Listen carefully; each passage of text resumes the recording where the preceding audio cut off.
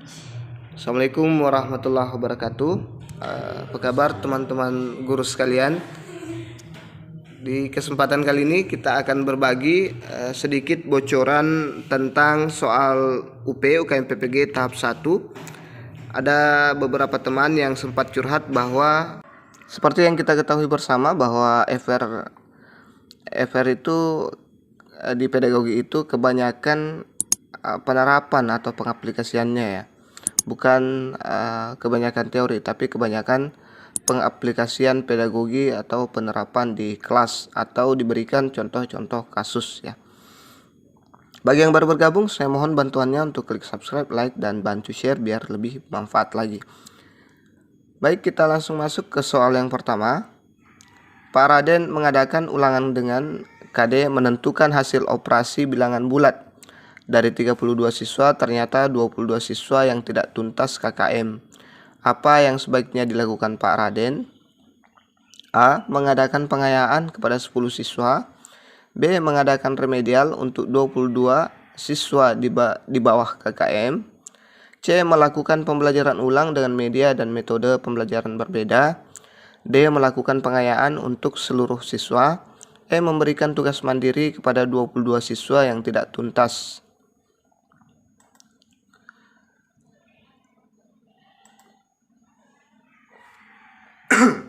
Jadi jawabannya ada di option C, yaitu melakukan pembelajaran ulang dengan media dan metode pembelajaran berbeda ya. Ini menentukan hasil operasi bilangan bulat. Ini ada 32 siswa, 22 siswa yang tidak tuntas KKM ya. Jadi intinya di sini apa yang sebaiknya dilakukan Pak Raden. Meskipun ini bukan soal yang berhubungan dengan matematika ya, tapi ini berhubungan dengan matematika SD atau matematika SMP atau mengadakan pengayaan. Kita lihat penjelasannya. Aturan remedial jika persentase peserta remedial yang pertama 0 hingga kurang dari 20% itu bimbingan individu atau tugas mandiri atau tutor sebaya ya. Yang 20% sampai kurang dari 50% bimbingan kelompok belajar ya. Kemudian kalau lebih dari 50% itu harus melakukan pembelajaran ulang ya. Pembelajaran ulang. Persentase tidak tuntas 22/32 kali 100% sama dengan 69%. Berarti ini lebih besar daripada 50%. Harus melakukan pembelajaran ulang ya, dengan media dan metode pembelajaran berbeda karena dianggap media dan metode yang digunakan itu tidak efektif atau kurang efektif. Semoga dipahami. Kita lanjut ke latihan soal berikutnya, ke FR berikutnya. Hasil pengolahan nilai bahasa Inggris oleh Pak Rudi menampilkan bahwa dari 32 siswa kelas 7 ternyata 28 siswa memperoleh nilai di atas atau mencapai KKM. KKM yang ditetapkan untuk pelajaran bahasa Inggris adalah 70 dan 4 siswa mendapat nilai di bawah KKM yang ditetapkan. Dari ilustrasi di atas, penilaian yang demikian disebut penilaian A. Penilaian acuan patokan, B. Penilaian acuan norma, C. Penilaian objektif, D. Penilaian terpadu, E. Penilaian menyeluruh.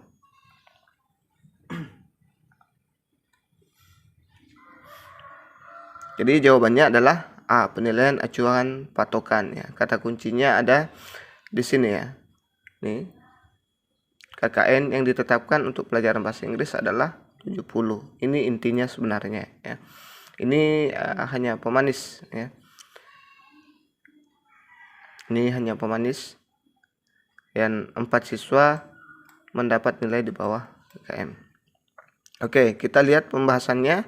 PAP merupakan suatu cara menentukan kelulusan siswa dengan menggunakan jumlah patokan didasarkan pada batas kelulusan KKM. Sedangkan penilaian acuan norma atau biasa disebut dengan PAN adalah penilaian yang dilakukan dengan mengacu pada norma kelompok atau nilai-nilai yang diperoleh siswa dibandingkan dengan nilai-nilai siswa lain dalam kelompok. Sedangkan penilaian terpadu berarti penilaian oleh pendidik merupakan salah satu komponen kegiatan pembelajaran. menyeluruh dan berkesinambungan, berarti penilaian mencakup semua aspek kompetensi ya, baik itu psikomotorik, afektif dan lainnya. Objektif berarti penilaian didasarkan pada prosedur dan kriteria yang jelas tanpa dipengaruhi oleh subjektivitas penilaian ya.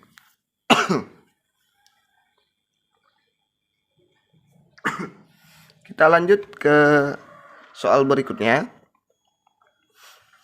Perkembangan teknologi memungkinkan pembelajaran tidak lagi dilakukan tatap muka di dalam kelas, akan tetapi juga bisa dilakukan secara virtual atau jarak jauh dengan prinsip-prinsip pembelajaran berbasis teknologi. Pembelajaran model ini berbasis web dan bisa diakses menggunakan jaringan internet dimanapun dan kapanpun siswa berada. Pembelajaran yang demikian disebut pembelajaran A. Blended learning, B. E-learning, C. Learning by doing, D. Self-learning, E. Efficient learning.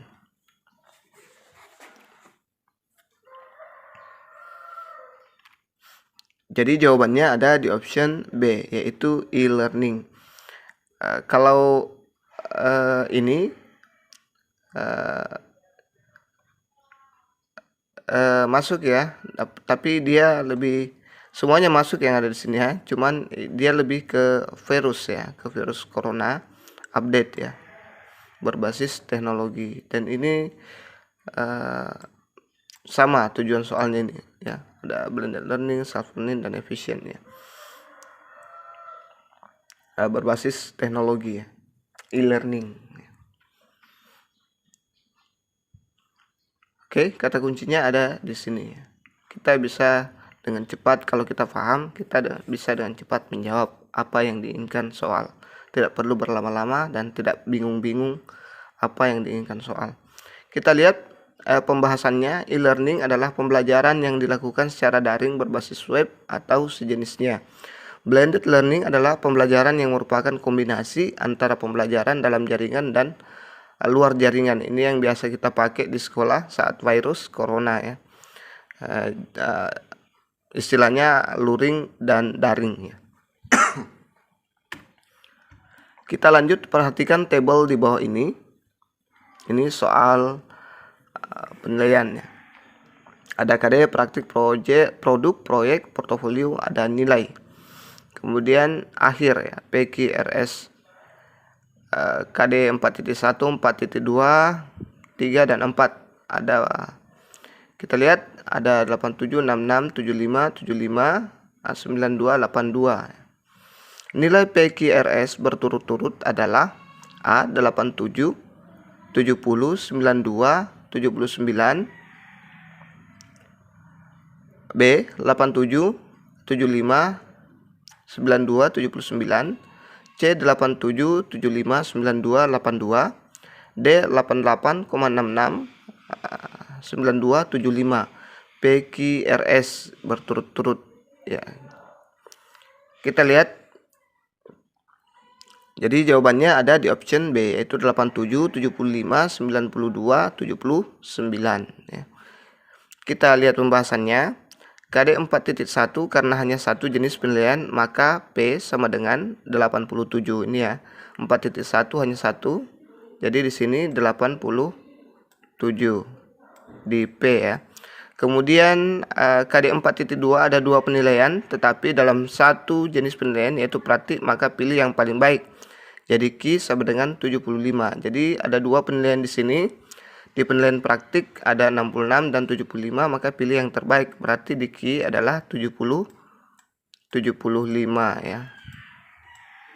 Kemudian KD 4.3 hanya ada satu penilaian, maka R sama dengan 92. Di 4.3 hanya satu penilaian ini ya. Jadi di sini 92 ya. Kemudian KD 4.4 memiliki dua jenis penilaian yang berbeda, maka hasil akhir penilaian adalah rata-rata dari 75 dan 82, yaitu 8. Jadi ini ada dua nilai yang berbeda. Di KD 4.4 ada 75 dan 82, ada produk dan proyek. Maka ini diambil rata-ratanya. Dari rata-rata 75 ditambah dengan 82 dibagi 2 itu sama dengan 79 ya, atau 78,5 lebih tepatnya. Tapi dirata-ratakan menjadi 79. Jadi jawaban yang tepat ada di option B ya. Semoga dipahami. Kita lanjut ke latihan soal berikutnya. Langkah-langkah menulis soal tes uraian sebagai berikut, kecuali A. Melakukan analisis KI dan KD serta indikator. B. Mendefinisikan tujuan-tujuan pembelajaran dan lingkup bahan ajar yang mestinya diungkap. C. Menyusun kisi-kisi. D. Membuat atau menulis soal. E. Membuat pedoman penskoran. Ya, jadi harus diingat langkah-langkah dalam menulis soal tes uraian. Ya, ingat ya, ada kata kecuali. Jadi jawabannya ada di option A, melakukan analisis KI dan KD serta indikator. Kita lihat langkah-langkah menulis soal tes uraian. Yang pertama, mendefinisikan tujuan-tujuan pembelajaran dan lingkup bahan ajar yang mestinya diungkap. Jadi ini dia termasuk ya, termasuk langkah-langkah menyusun. Kemudian 2, menyusun kisi-kisi. Oke. Selanjutnya membuat atau menulis soal sekaligus dengan kunci jawaban. Ya. Kemudian mengorganisasikan tes menurut tipe-tipe soal yang dibuat, membuat petunjuk pengerjaan soal dan penskoran, mengadakan uji coba, merevisi soal. Jadi yang tidak termasuk itu adalah melakukan analisis KI, kompetensi inti dan KD serta indikator. Ini tidak perlu ya. Tidak ada dalam langkah-langkah menulis soal tes uraian ya. Kita lanjut ke soal berikutnya. Untuk mengukur sejauh mana kemampuan siswa secara kognitif, psikomotorik dan afektif merupakan A. Jenis penilaian, B. Fungsi penilaian, C. Prinsip penilaian, D. Tujuan penilaian, E. Asas penilaian.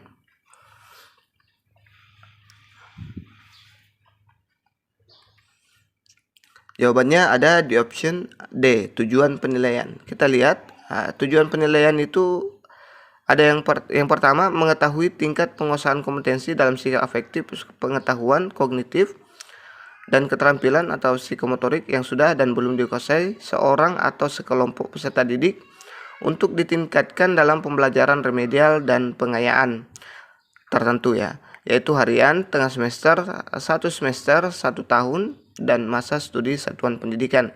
Menetapkan program perbaikan atau pengayaan. Yang keempat, memperbaiki proses pembelajaran. Saya lupa enter ini yang keempat ya. Itu dia dari tujuan-tujuan penilaian ya. Mengukur sama dengan mengetahui tingkatnya. Kita lihat fungsi penilaian. Ada tujuan, ada fungsi ya.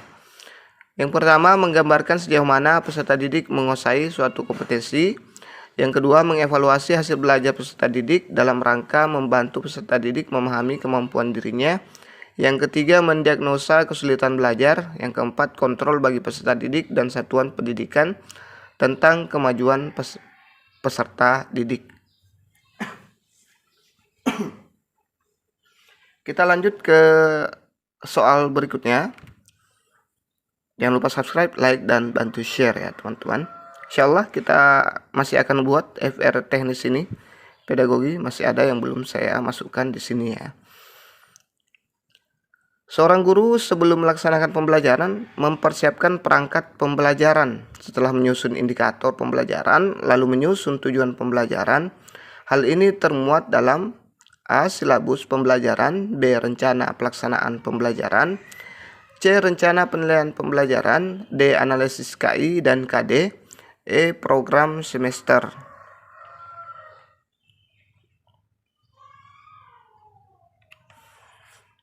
Jadi jawabannya ada di option B, rencana pelaksanaan pembelajaran ya. Jadi indikator dan ini setelah menyusun indikator pembelajaran lalu menyusun tujuan ya, tujuan pembelajaran. Hal ini termuat di ini ya, di RPP. Indikator dan tujuan pembelajaran adalah komponen dari RPP atau rencana pelaksanaan pembelajaran. Pada silabus tidak terdapat indikator dan tujuan. Jadi ini juga perlu digarisbawahi. Kita lanjut ke soal berikutnya. Silabus dan RPP adalah pedoman bagi guru dalam melaksanakan pembelajaran yang berupa rencana pembelajaran. Perbedaan antara silabus dan RPP atau rencana pelaksanaan pembelajaran adalah: A. Silabus berisi kompetensi dasar dan RPP berisi kegiatan belajar yang diarahkan untuk mencapai kompetensi dasar. B. Silabus berasal dari pengembangan standar isi dan standar kompetensi lulusan, dan RPP bersumber dari standar kompetensi lulusan. C. RPP dibuat oleh setiap guru dan silabus dibuat oleh tim guru. D. RPP dibuat oleh guru sedangkan silabus dibuat oleh satuan pendidikan. E. Silabus berisi rincian kegiatan pembelajaran sedangkan RPP berisi pendekatan penilaian hasil belajar. Nah, kalau panjang-panjang seperti ini biasa kita kumat ya. Apalagi kalau tidak tahu apa yang diinginkan soal, kita bingung ya. Jadi jawabannya ada di option A, yaitu silabus berisi kompetensi dasar dan RPP berisi kegiatan belajar yang diarahkan untuk mencapai kompetensi dasar ya.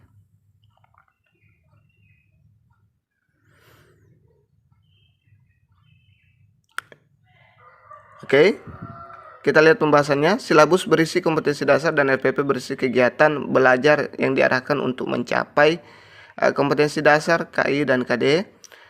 Dikembangkan dari standar kompetensi lulusan. Silabus dikembangkan dari KI dan KD, sementara RPP mengembangkan KD ya. Ke dalam indikator pencapaian kompetensi dasar dan tujuan pembelajaran, RPP disusun masing-masing guru sedangkan silabus dikembangkan oleh Kemendikbud.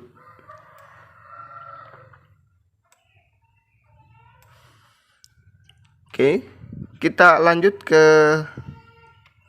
soal berikutnya. Ini teori Edgar Dell ya. Edgar Dell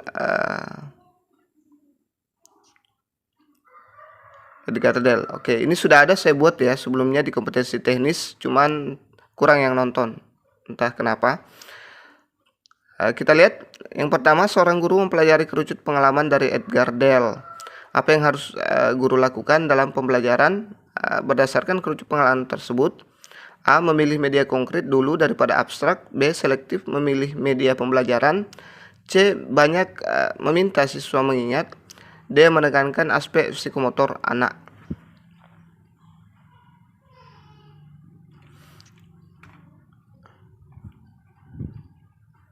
Oke, jadi ini dia kerucut dari pengalaman menurut Edgar Dell atau konpiramid.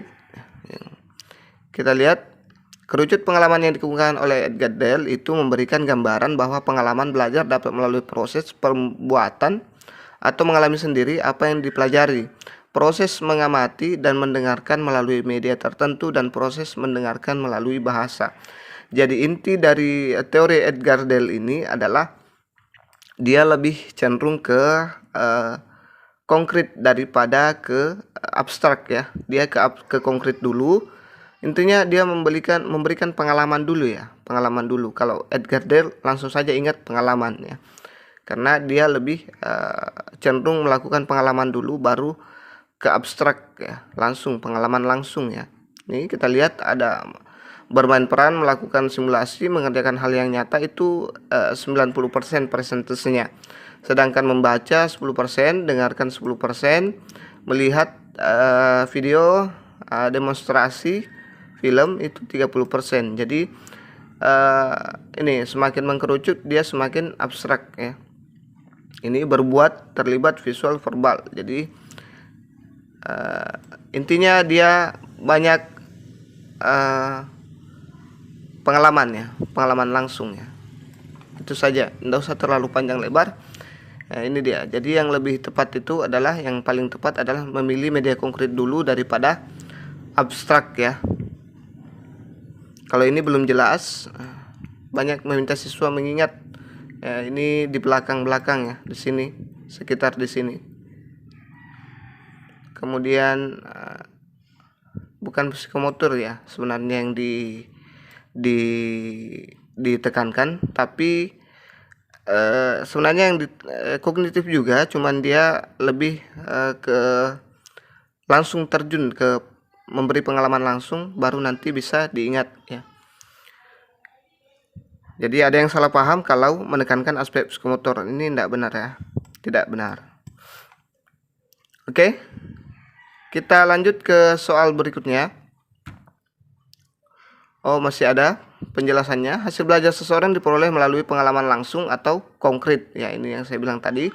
Kenyataan yang ada di lingkungan kehidupan seseorang kemudian melalui benda tiruan sampai pada lambang verbal atau abstrak ya. Itu sama dengan stimulasi itu, melakukan tiruan sampai kepada lambang verbal atau abstrak ya. Jadi semakin ke atas puncak kerucut, semakin abstrak media penyampai pesan itu. Proses belajar dan interaksi mengajar tidak harus dari pengalaman langsung, tetapi dimulai dengan jenis pengalaman yang paling sesuai dengan kebutuhan dan kemampuan kelompok siswa yang dihadapi dengan mempertimbangkan situasi belajar. Pengalaman langsung akan diberikan informasi dan gagasan yang terkandung dalam pengalaman itu. Oleh karena itu, ia melibatkan indera penglihatan, pendengaran, perasa, penciuman, dan peraba. Jadi seperti itu teori dari Edgar Dell ya. Intinya berbuat dulu ya, berbuat dulu baru mengingat. Yang konkret dulu baru abstrak. Oke, soal selanjutnya, Melati adalah anak yang selalu bersemangat di kelas. Ia selalu berusaha menjawab pertanyaan-pertanyaan yang dilontarkan guru. Guru memberikan tepuk tangan untuk menghargai usaha Melati dan terkadang memberi acungan jempol pada saat Melati menjawab pertanyaan dengan benar. Maka yang dilakukan oleh guru tersebut menganut teori dari A. Ausubel, B. Piaget, C. Brunner, D. Skinner. Jadi ini yang tokoh 4 ini sebenarnya ada satu di sini, ada Bandura ya, teori Bandura. Itu juga teman-teman perhatikan juga teori Bandura, karena di FR yang saya dapat hampir semua dapat ini. Ada khusus membahas Ausubel, ada yang khusus membahas Piaget, ada yang khusus membahas Brunner dan Skinner, ada juga yang khusus membahas Bandura. Jadi diperhatikan ini ya. Oke, kita lihat jawabannya, pembahasannya. Jadi kalau kasusnya seperti ini, kan rata-rata kasus dan pengaplikasian kasusnya seperti ini, kalau kita paham semua ini teori, kita langsung bisa memilih Skinner ya, Skinner. Jadi jawaban yang tepat adalah Skinner. Kita lihat pembahasannya. Ini operant conditioning ya, adalah metode pembelajaran yang menghubungkan perilaku dan konsekuensi menggunakan reward serta punishment. Mendidik anak bisa dilakukan dengan metode ini. Jadi Skinner itu teorinya ada yang namanya operant conditioning ya. Ada reward dan punishment. Teori ini dikembangkan oleh B.F. Skinner dan sering disebut teori Skinner ya, maupun biasa juga disebut instrumental conditioning, di mana percobaannya itu pada tikus ya, tikus. Sedangkan teori Ausubel nih, teori belajar Ausubel adalah teori belajar mengajar yang dapat mengakibatkan seseorang bisa belajar bermakna, sehingga dengan belajar bermakna, informasi atau pengetahuan yang diperoleh mempunyai daya tahan yang lebih lama. Jadi kalau teori Ausubel dia pembelajaran bermakna ya. Ini pelajaran bermakna, pembelajaran hafalan. Ini dia bedanya, menjelaskan hubungan antar konsep. Kemudian penyajian melalui ceramah atau buku pelajaran. Kalau belajar hafalan, ini daftar perkalian, menerapkan rumus-rumus untuk memecahkan pemecahan dengan coba-coba.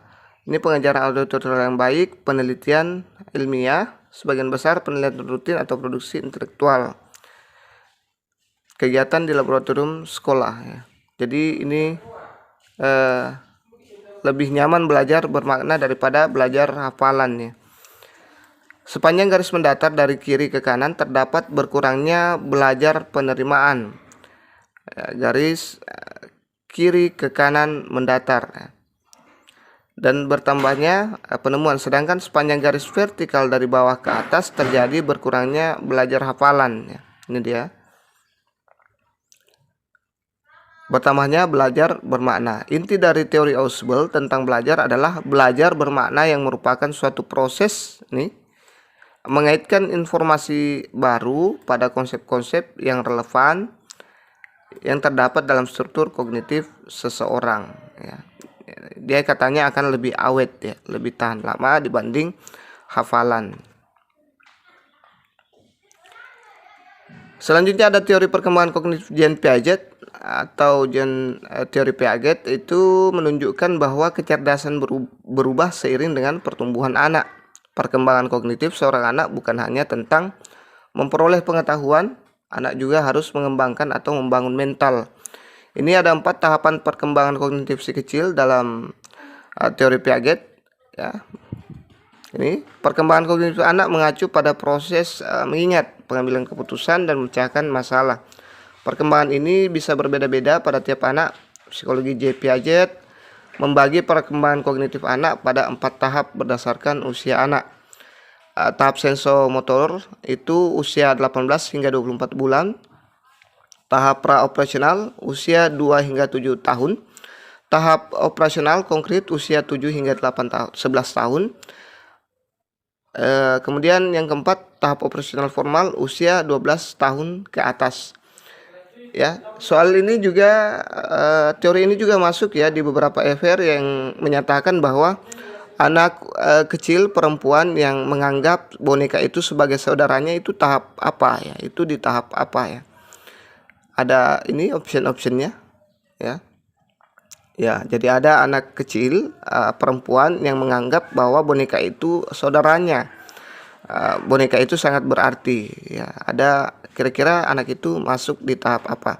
Ini masuk teori Piaget banyak, jadi saya harap dipahami baik-baik teori-teori dari kelima tokoh ini, termasuk Bandura Oke, selanjutnya ada teori Brunner, adalah teori belajar matematika yang terdiri dari 3 tahap, yaitu tahap enaktif, ikonik, dan simbolik.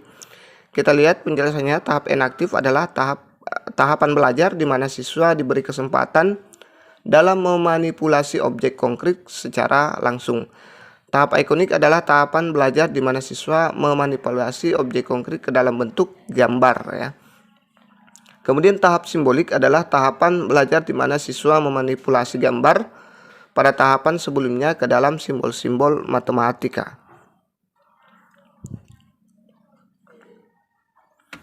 Kita lanjut ke soal berikutnya. Pada pembelajaran matematika, siswa diminta menemukan sifat-sifat persegi panjang oleh gurunya.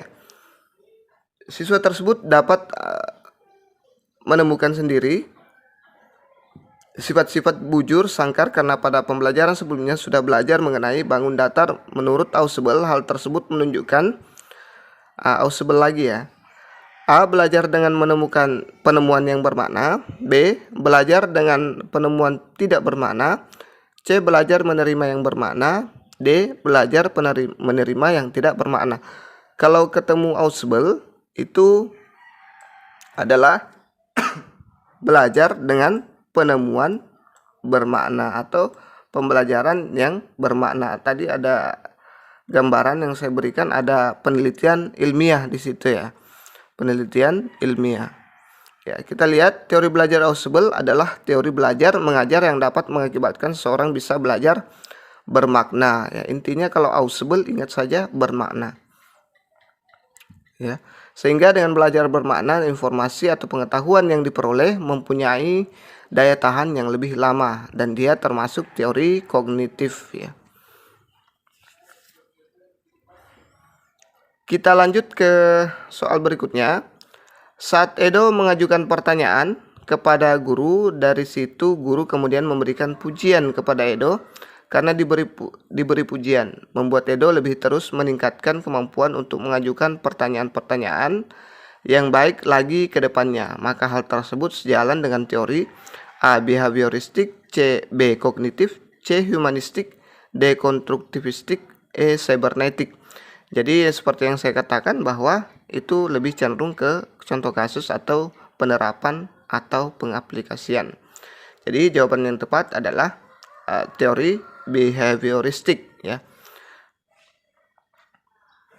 Ya, ini diberi pujian ya, diberi penguatan dengan pujian, maka selanjutnya dia akan lebih termotivasi lagi untuk membuat pertanyaan-pertanyaan yang baik lagi ke depannya atau lebih baik lagi ke depannya, seperti itu. Ini ada reinforcement yang pertama, itu penguatan positif. Ada juga reinforcement penguatan negatif. Kita lihat, reinforcement positif adalah hal yang menghasilkan atau menguatkan suatu perilaku positif. Misalnya memberikan pujian terhadap anak yang aktif di kelas. Kemudian reinforcement penguatan atau negatif.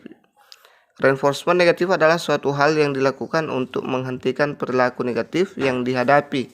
Misalnya sering menyindir anak-anak yang malas mengerjakan tugas atau PR agar termotivasi dari rasa malunya ya, dicemooh di depan teman-temannya. Selanjutnya ada punishment. Punishment juga terbagi menjadi dua, punishment positif dan punishment negatif. Punishment positif atau punishment by application adalah suatu usaha yang dilakukan untuk mengurangi terjadinya perilaku dengan melemahkan respons. Contohnya adalah menghukum anak dengan memukul ringan tubuhnya karena ia berperilaku tidak sopan terhadap guru misalnya. Punishment negatif juga dikenal sebagai punishment by removal atau pengurangannya. Artinya tindakan ini dilakukan dengan menyingkirkan atau meniadakan benda atau apapun yang bisa memicu perilaku negatif. Contoh dari langkah ini adalah dengan mengeluarkan anak dari ruang kelas dan tidak mengikutkannya dalam proses pembelajaran. Soal selanjutnya adalah, menurut Piaget yang seharusnya dilakukan oleh guru dalam proses pembelajaran adalah sebagai berikut kecuali A. Mengajar dengan menggunakan bahasa yang sesuai dengan cara berpikir anak, B. Membantu anak agar dapat berinteraksi dengan lingkungan sebaik-baiknya, C. Bahan yang harus dipelajari anak hendaknya dirasakan baru tetapi tidak asing, D. Anak-anak hendaknya diberi peluang untuk saling berbicara dan berdiskusi dengan teman-temannya, E. Menghadapkan anak pada situasi yang membingungkan atau suatu masalah. Kira-kira yang mana ini jawabannya? Ya, kalau kita sudah paham teori Piaget berarti kita langsung bisa jawab di sini ya. Oke, ini dia pembahasannya. Implikasi teori perkembangan kognitif Piaget dalam pembelajaran PAI antara lain, tekanan pada keaktifan peserta didik melibatkan partisipasi peserta didik, belajar aktif dan guru berperan sebagai fasilitator pengetahuan, mampu memberikan semangat belajar, membina dan mengarahkan peserta didik ya. Implikasi teori Brunner, sedangkan ini jadi Piaget itu bagaimana siswa bisa belajar senyaman mungkin ya dengan lingkungannya. Jadi ini ya, siswa akan nyaman kalau kita mengajar dengan bahasa yang sesuai dengan cara berpikir anak, membantu anak agar dapat berinteraksi dengan lingkungan sebaiknya.